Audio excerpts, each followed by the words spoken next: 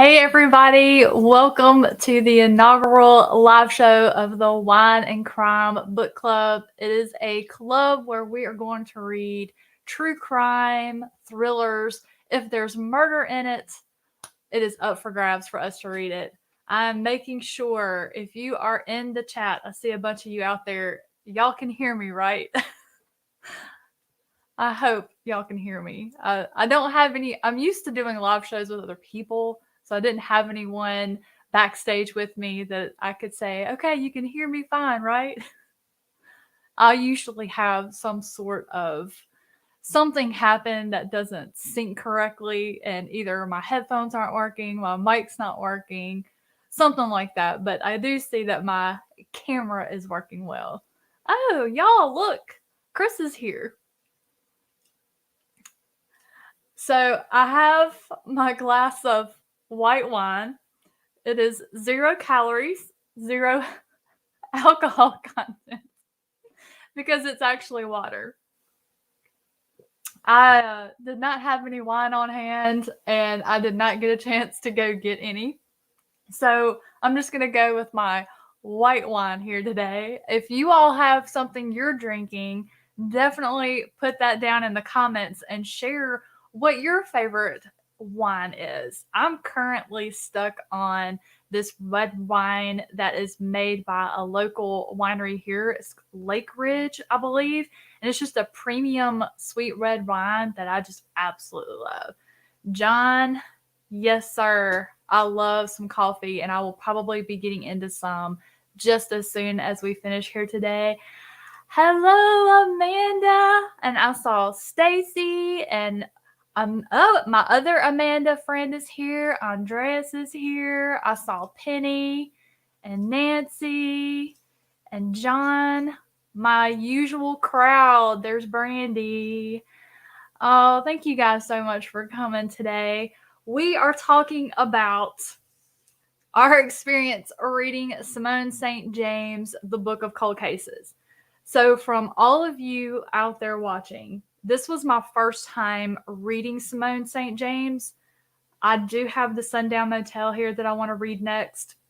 What I'm wondering with her writing style for this one, which we'll get into more detail when we start getting really spoilery, is the way that she wrote this one her typical style. Well, I guess I would, don't answer that. Don't answer that. Let's save that for the spoiler section.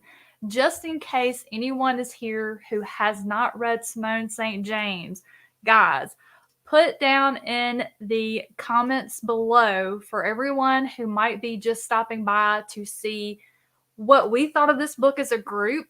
What did you all rate this? And if you're someone who likes to use star ratings, you can put your star rating. If you're someone who is like me, I prefer to say I loved it, it was perfect, or I really liked it, or it was okay.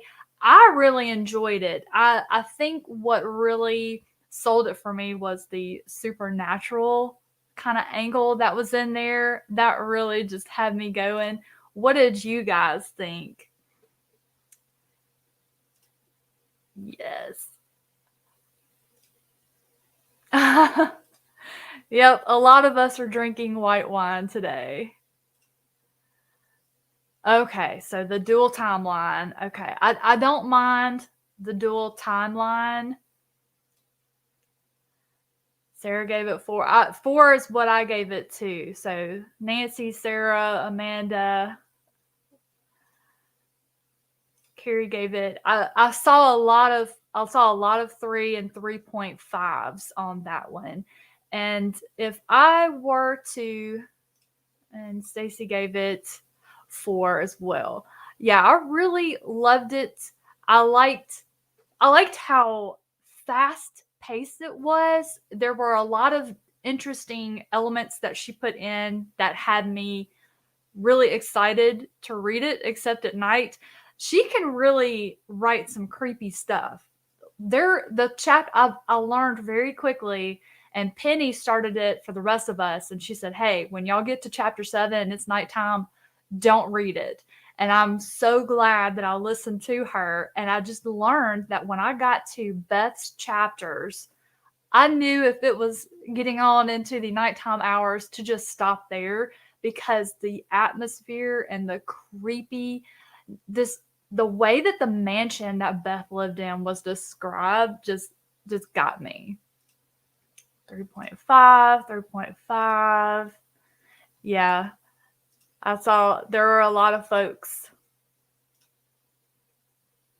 Yeah, Sundown I'm really excited for. Yeah, Andreas had a lot of really good information. I saw that earlier that you put in. So to just describe the Book of Cold Cases for anyone still here that hasn't read it, it is about a girl named Shay. She is a true those are hard words to say together a lot. She is a true crime blogger in the evening hours that stemmed from something that happened to her as a child. She meets, kind of on accident, a local legend for the town that she lives in. She runs across Beth Greer, who was acquitted of the lady killer murders back in 1977. And when I discovered this book and I saw that those murders occurred in 1977, that's what made me choose this book, because I was born in 1977. And the true crime blogger aspect appealed to me. It appealed to me that it was run by Shay, who had something happen to her. So I always enjoy stories that stem from something that happened to someone, that they turned it into an outlet for them, if that makes sense. And so the story is, Shay is granted an interview with Beth about those killings. And that is the non-spoiler summary for this. What I will also throw in, there is a supernatural thriller aspect to the story as well, which I just absolutely adored. It definitely creeped me out, but I really had a good time with that. Yeah, all right, John. It's definitely a good time to sneak out, because we're about to get full on into spoilers. Oh yeah, I will agree. Definitely. Daniel, I'm specifically thinking of a scene in Sleepwalking that has me scarred for life. Hi, Anita. Thank you for stopping by.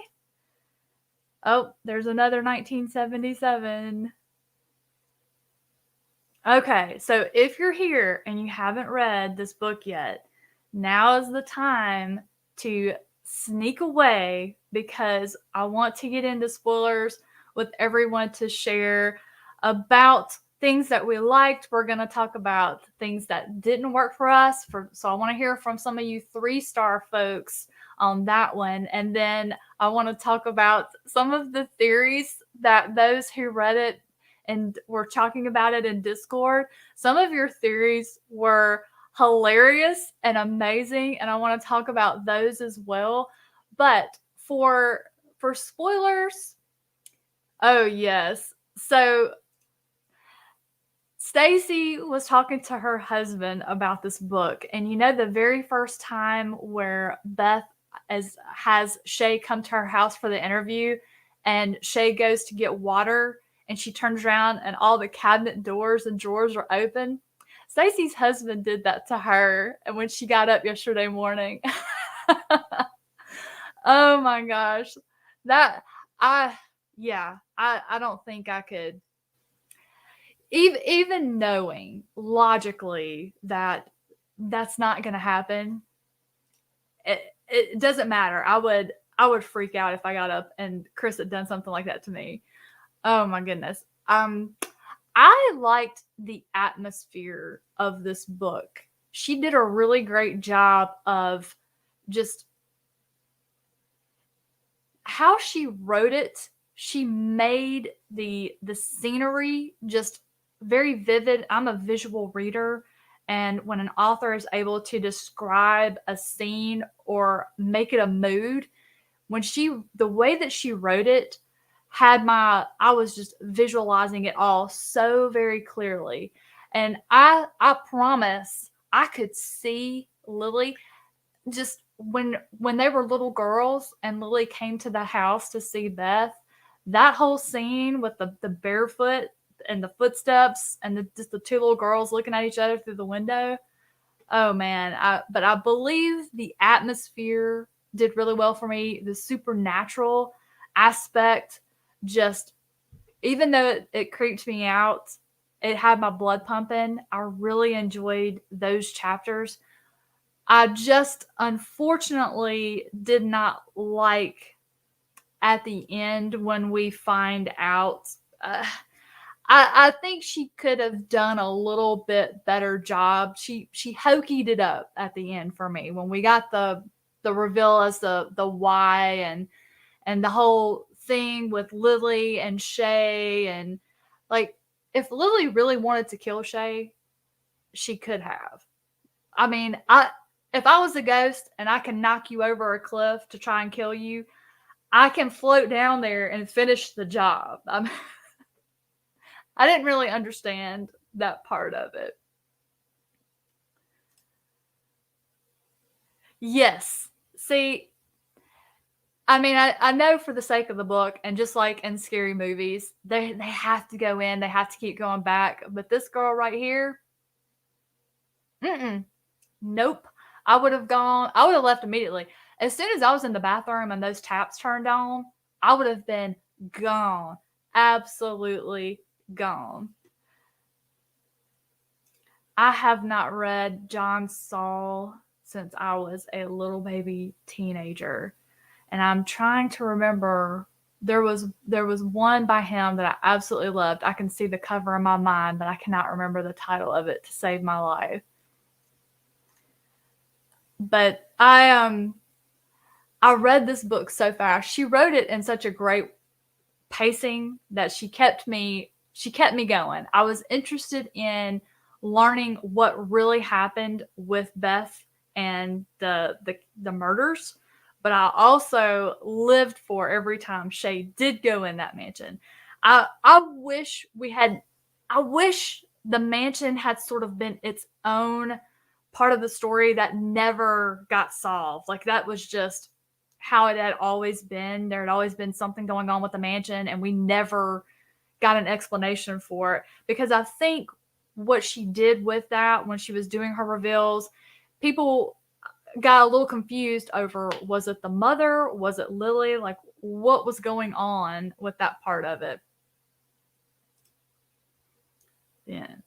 Yeah. See, that's what earlier when I was talking about, does Simone St. James usually do this? What I meant is she pretty much solved everything for us very early on in the book.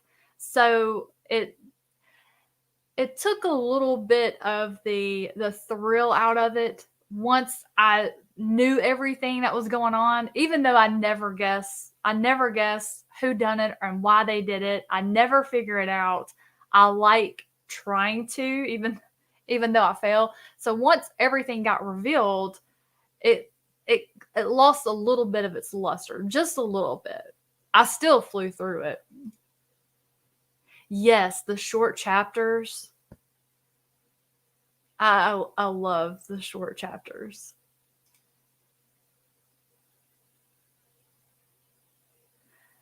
Yeah. So that I never got why Shay. Well, she said that she kept trying to leave and she kept kind of being forced to come back. Yeah. So I didn't find it predictable like you did, Stacy, but once the mystery got solved and the sundown has the same type. Okay.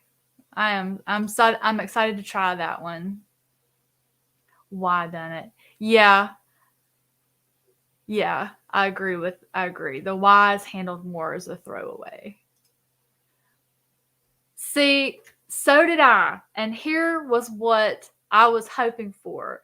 I know, Amanda, you had mentioned you were hoping like something was going to happen in the hospital, like one of the nurses.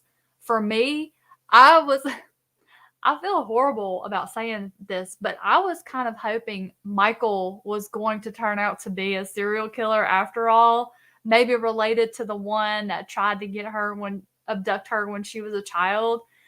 I kept thinking, at the very last minute, kind of like the slasher movies, when you think the killer's dead, at the last minute, they like grab him. I was like, when he was getting her in his truck, I'm like, here we go. This is going to be when he takes her. And then, nope. Yeah, I think he knew something was up. He must have witnessed something when he went in there at an earlier time of life, and he decided he was not going back in there. Yeah, I really thought we were going to get another one. You like the early reveal? Well, so here are some theories that I pulled out of Discord while we were all reading it. Folks would put in theories about things that they thought were going to happen early on before the reveal. And I wanted to share some that I pulled out. And if you have any new ones, put those in the comments below. But there were a lot of us that thought Beth's mom was the killer. And then she ended up accidentally dying in a car accident. And that was Amanda's. And I think there was more than one person that had that one. And then someone thought there was a connection between Michael and the Greers. I never thought of that one until after I read this. And then I thought that would have been a really great plot twist if that had happened. But you see, that is what I hope. I would have loved if that had been what had happened. Like, that house was the cause of everything. That's what I was hoping for. But my favorite, no, he did not read it. I think he was just jumping in to make sure everything was working because he's downstairs. I would have given 5 because I gotcha. My favorite theory and also my favorite character, the cat Winston Churchill. That is the best name for a cat. I just absolutely loved it. But this one, I got so tickled when I read this one. That hands down, that is my favorite theory. Amanda Reading and Writing Life was the first one to put that one in, and then I think you came and put that in later. And then let's see. This was a good one too. Beth's mom, Ghost, hijacked Beth's body and committed the murders. And this was mine that I wanted to have a trope switch at the very end and it become a slasher. Oh man, that would have been fantastic. Let's see. Yeah. That's probably exactly what happened there. Oh gosh, if something had happened to Winston, I think Simone St. James, we would have 1-starred her into oblivion at that point. He has to be everybody's favorite character.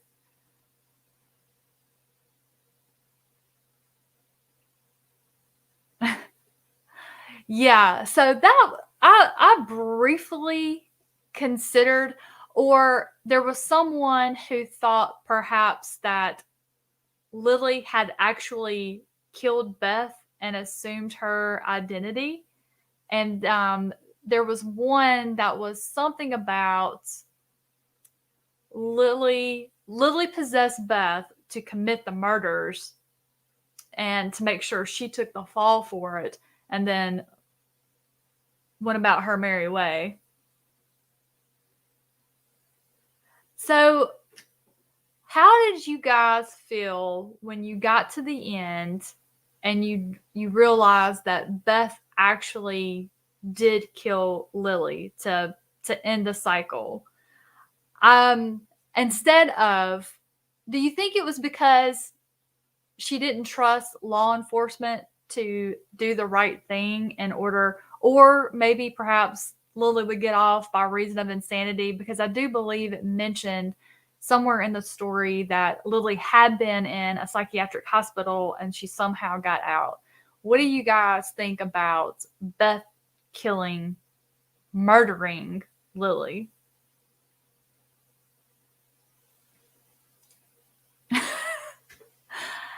You're right. I guess they didn't appreciate the fact that she had this internet fame and everybody knew who she was, but maybe they thought they were all going to start coming by the medical office.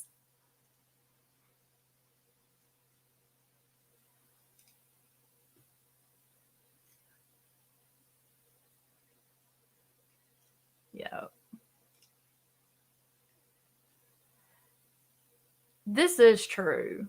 This is true. Beth had a very strange childhood, and there was so much trauma that she went through as a child with her parents, with the way that she met Lily and how Lily only came at Christmas, and just she got manipulated by a lot of people, even though she was a very, very intelligent woman. Uh, I think there's just at some point there's only so much a person can take before they kind of lose their marbles a little bit. That's right. I wish the cop had had a little bit more of a part in the story. I really liked his character. Ah, there is that. Perhaps they thought that she got in touch with Beth because she looked at her file. So that would make sense. I can see how that would be.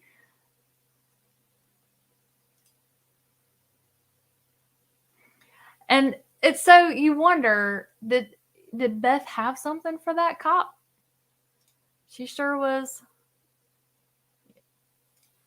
awfully protective of him.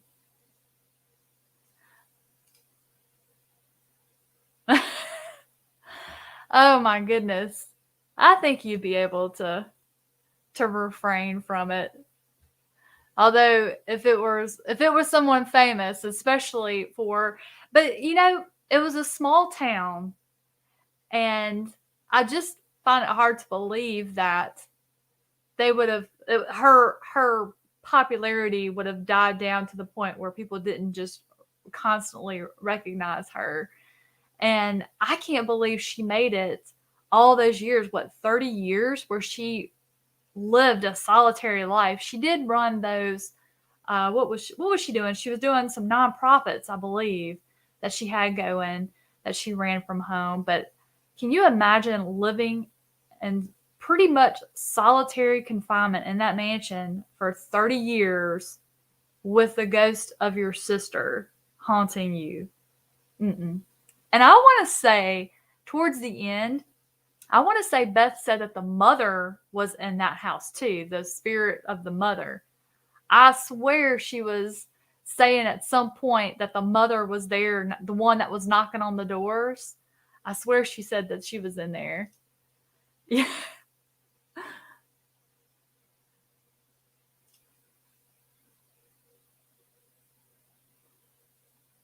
Yeah. Yeah, the small town, I think so too.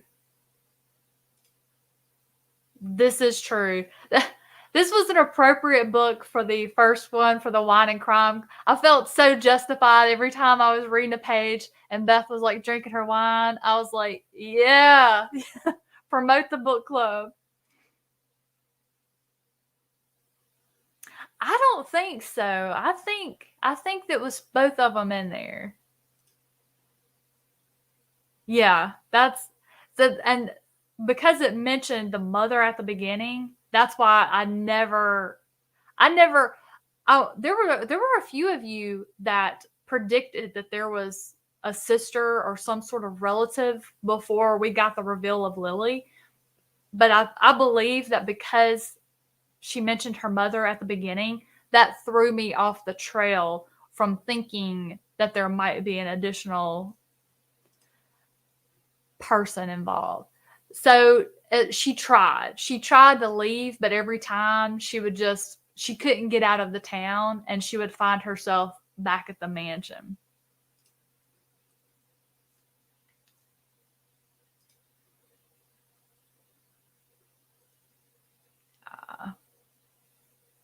It's a wonder Beth didn't just take a leap off that cliff herself. Ah, okay. Yeah, I didn't think of that one. Yeah.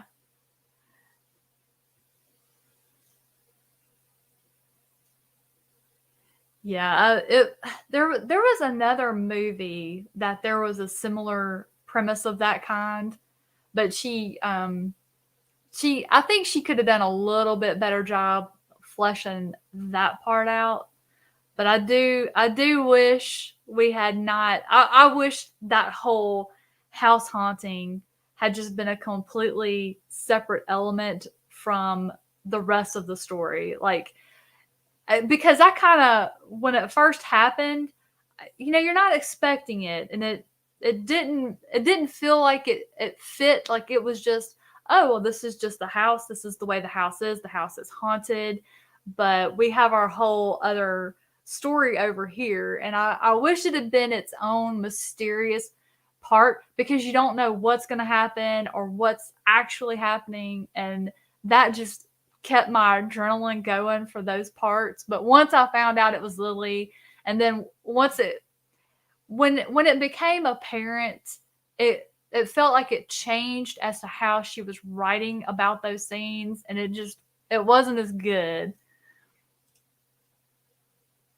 Oh, well, have fun at work. Um, if we're still here, you come back and say hello. We see how long we're gonna go.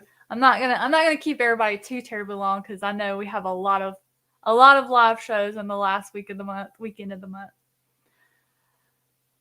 So I I was okay with that. It was believable to me, and living in a small town where she could walk everywhere. But where it where that kind of felt a little bit flat for me was how quickly Shay changed at the end of the book. Suddenly, she's telling her sister everything, she's sharing everything.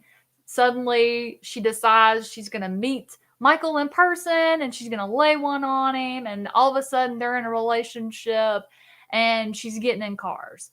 I think that was too much too fast. If maybe she had just done one of those things, maybe talked about doing another one, but just, she had lived so all these decades where she was she was just overcome with her paranoia for getting into cars and meeting people, and then for that to just that quickly, just her sister getting pregnant and saying, you know what, I feel like we don't talk anymore, I don't know anything about you, just to make all of those snap decisions that quickly, that didn't seem realistic to me. I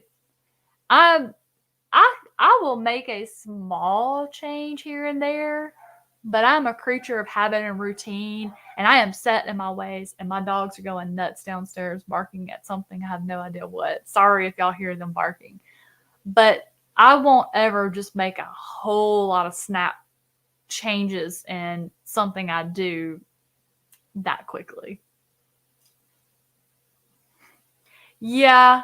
So I wonder if the difference between the car and the bus is there were a lot of people on the bus, and there was room for her to move, and maybe more than one place she could escape out of. Yeah, that is true. Her and Michael had talked for a long time. So that was, yeah. I wonder, so if you read the back of the book and the end, the author's mother died, and I wonder if maybe she was in the midst of writing it, and all of that started happening, and maybe she just kind of was like, you know what, let me get this finished and get that taken care of.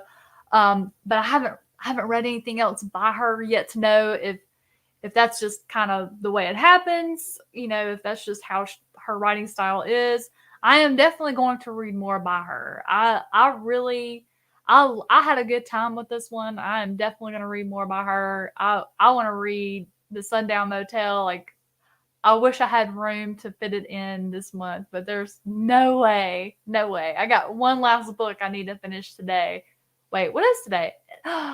It is April 30th. This is the last of the month. I've got to finish that book today because I got to get started on my May TBR tomorrow.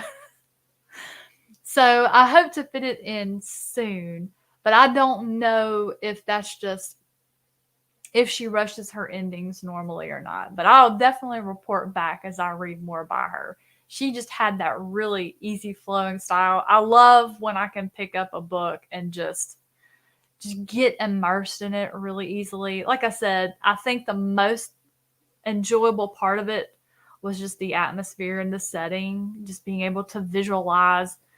I mean, I could just almost believe this little town really existed.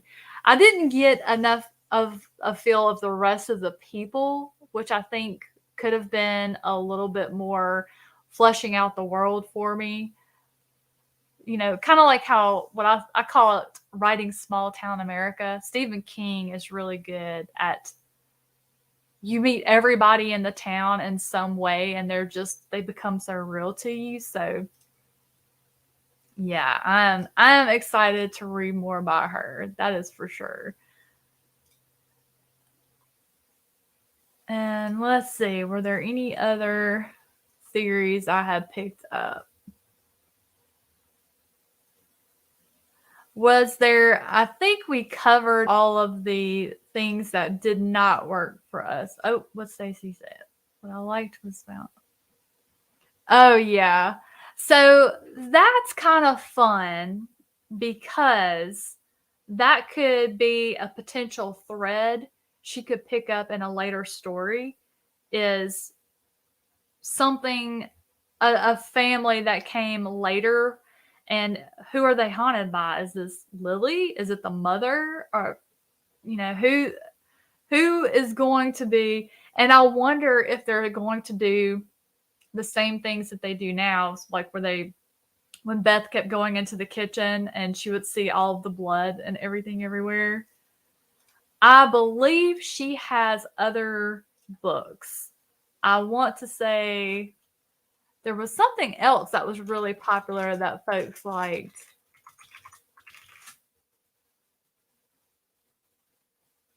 The Haunting of Maddie Clare. That is one that someone recommended to me, and The Broken Girls. But The Haunting of Maddie Clare was one that someone actually messaged me about and said that was their favorite one by her. But a lot of people love Sundown. So, and I have that one here. My friend Ev sent that one to me a while back. So that's definitely going to be the next one that I pick up by her. Was there anything else about the ending, or is there anything that you think she could have changed that would have made it more enjoyable? Or I have hit something over here and I'm trying to figure out how to get back to my Here we go. No, I'm still hitting the wrong button. I'm going to get there eventually. But I would definitely read another story, if maybe a novella or if there was a short story about what happens, the future of the Greer Mansion, because I think she left it open for that purpose, or for those of us that have a wild imagination and we just loved the haunted house aspect of it, just knowing that just because Beth was gone, that didn't mean that Lily and or Beth's mom was going to go away. So I agree. I wish that had been just a little bit later on in the story. Yeah, I feel terrible about saying this, Stacy, but in regards to Shay, with the level of paranoia she had, now this is coming from somebody who's never experienced anything like this. So I would not know how I would react if I had been in that situation. But with the level of paranoia that Simone St. James wrote for Shay, I felt like she could have done a little better on her story. The why. I don't know. I think that could have been a little zhuzhed up a little more. Oh man, and if she left that house to me, I would have burned it. Yeah. I was so intrigued by just the lead up and the tease that we got about it, that when we got the full story, I was like, okay, well, and that's why I was kind of hoping that Michael was related to that somehow. Um, something like, I don't know how he would be related to it, but somehow he was tied in to the guy that tried to abduct Shay and ended up abducting and killing the other little girl. I was hoping Michael was going to be some tie into that, and that's how it was going to end. It was going to end with him getting her in his truck and then turning to her and being like, guess what, or something like that. But I guess we can't have everything we want. Maybe I like serial killers too much. Yeah. Yeah. I think if they had included the scene where she was present for that and just maybe coming face to face with that man, I think that would have, since we had the reveal and all that, I think that would have really created another darker element to just keep that going for us. Yeah. Oh yeah. Now that 100% Simone St. James wrote well in this story, because Shay carried that guilt with her. If she had done something, she could have saved the life of that other little girl, which that's something there's no way to know. Yeah. Yeah. I wonder if she did that on purpose. Do you all wonder if she threw in some of these characters like Michael because she wanted us to be looking at them sideways and squinty, just suspecting them the whole time of doing something. And then we get to the end and we're just waiting for it. We turn the page and then it's just like, oh, and they lived happily ever after. And I'm like, maybe that was just something she did to amuse herself, because she probably knew we're all thinking it. Like, just it was actually very cleverly written. The we never really knew who he was. We knew that they had worked together. She's been paying him to research things for her, and so they have this whole relationship over the phone. But just like Shay, when she really thought about it, she didn't know anything about his personal life. And it was just, she did that so well, the author, because we were allowed to create our own ideas and theories about Michael. We were allowed to create him ourselves, and then we get to hold it up to the mirror of where she wrote him at the end, like when we finally meet him in person. And I mean, I had him as he was pegged as a bad guy.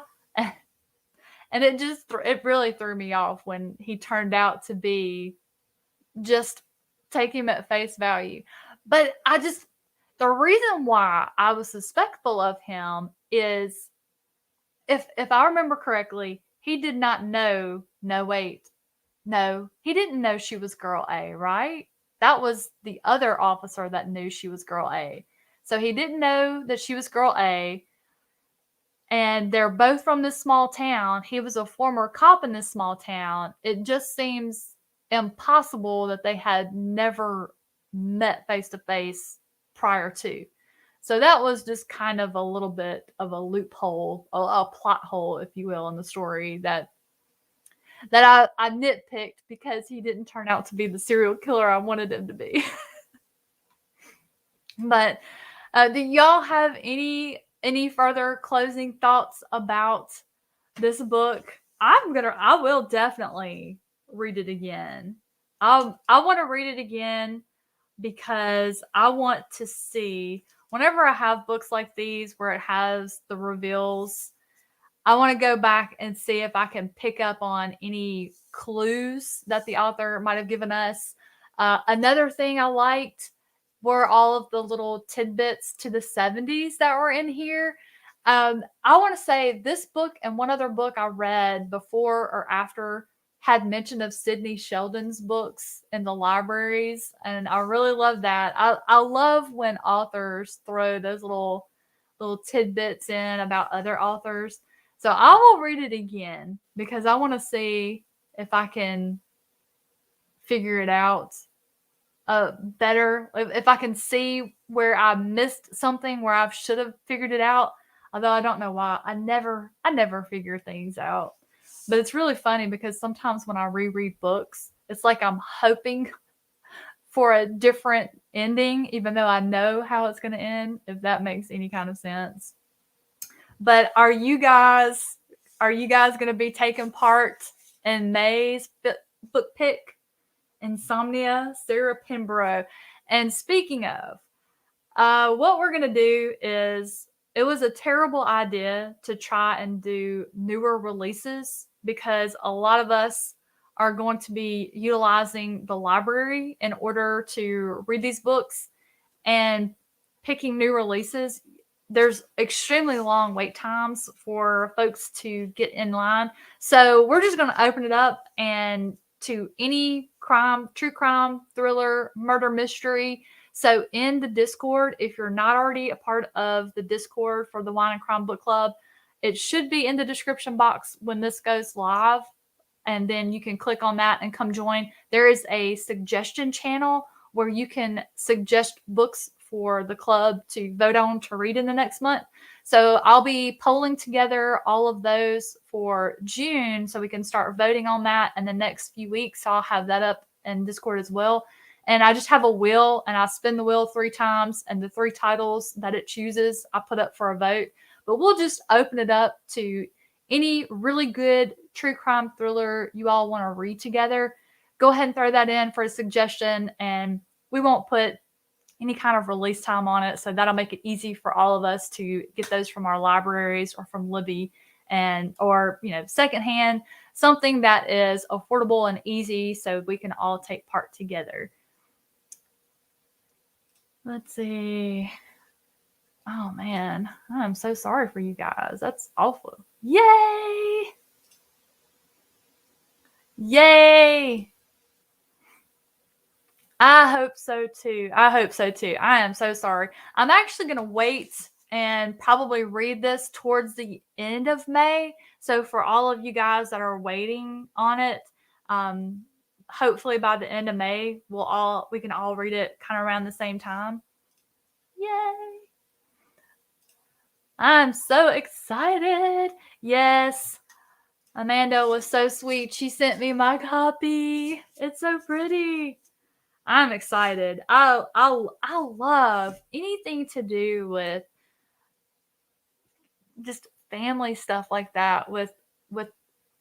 I guess it's because this one appeals to me. My birth mother was bipolar, and she did not know. It didn't, what's the word? It didn't present itself until she was, gosh, I want to say 38.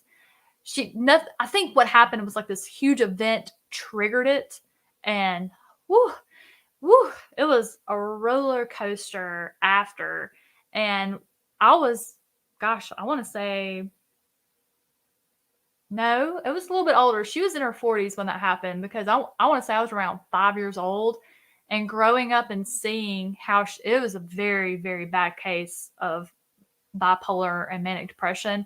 I was so scared that I was going to be that way. I lived in fear for years. And I mean, I still, every once in a while, I'll like have a mood come over me.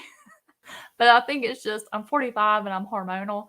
And I think my hormones will shift and I'm just like going, I'm scared to death. I'm like, am I bipolar? Am I going to be like my mother? I do not have the manic depression part because I'm a very happy person. I have tried to like not be like, I've just tried to bring myself down low and be like, but I can't do it. I like to smile too much, I guess. And then I have so many wonderful people in my life that y'all, all I have to do is get on Discord and I'm going to have a good time.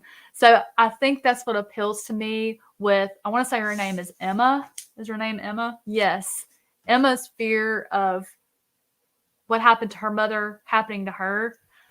I can relate to that. And I think that that fear that I have is going to tie into this book and just really have me climbing the walls. So I'm excited to read that.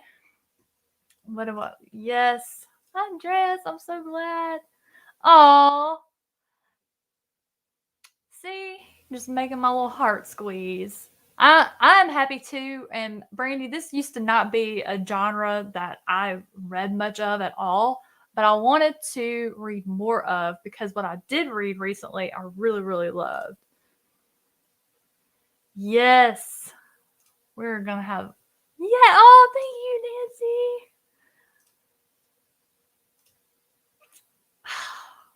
Nancy. Yeah, we're either gonna have a really good time with this book, or we're gonna need more. We're gonna actually need non-white wine. We're gonna need the leaded version by the time we get done with it.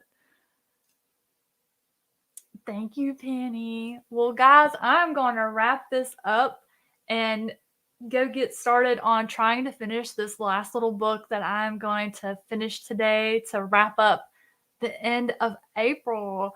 I cannot believe it is the last day of the month already. This month flew by.